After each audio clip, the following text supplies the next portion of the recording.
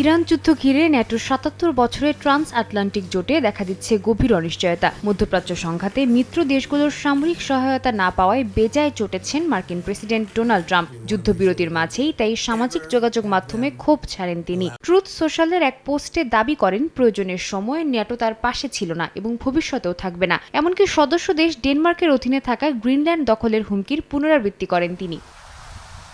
White হাউসের বক্তব্যেও সেই অসন্তোষের প্রতিফলন দেখা গেছে। প্রেস সচিব ক্যারোলিন লেভিট বলেন, ইরান যুদ্ধের সময় ন্যাটোকে পরীক্ষা করা হয়েছিল, যেখানে তারা ব্যর্থ হয়েছে। ট্রাম্প প্রশাসনের দাবি, অনেক মিত্র দেশ মার্কিন বাহিনীকে ঘাঁটি ব্যবহারের সুযোগ দেয়নি, এমনকি সামরিক সহায়তাতেও অনীহা দেখিয়েছে। এতে যুক্তরাষ্ট্রের দীর্ঘদিনের নিরাপত্তা অংশীদারিত্ব নিয়ে প্রশ্ন উঠছে। এটা খুবই দুঃখজনক যে ন্যাটো গত ৬ সপ্তাহ ধরে মার্কিন জনগণের দিক থেকে মুখ ফিরিয়ে নিয়েছে, যখন মার্কিনিরাই তাদের প্রতিরক্ষায় অর্থায়ন করছে। তবে ন্যাটো মহাসচিব মার্ক রুটে বলছেন ভিন্ন কথা। স্থানীয় সময় বুধবার ওয়াশিংটনে মার্কিন প্রেসিডেন্টের সঙ্গে দেখা করতে এসে তিনি জানান, সব দেশ সমানভাবে ভূমিকা না রাখলেও অধিকাংশ ইউরোপীয় দেশ লজিস্টিক ঘাঁটি ব্যবহারের সুযোগ এবং অন্যান্য সহায়তা দিয়েছে। রুটে আরও জানান, ট্রাম্পের সঙ্গে তার আলোচনা ছিল খোলামেলা ও স্পষ্ট, যেখানে ট্রাম্পের হতাশার বিষয়টি সরাসরি উঠে এসেছে।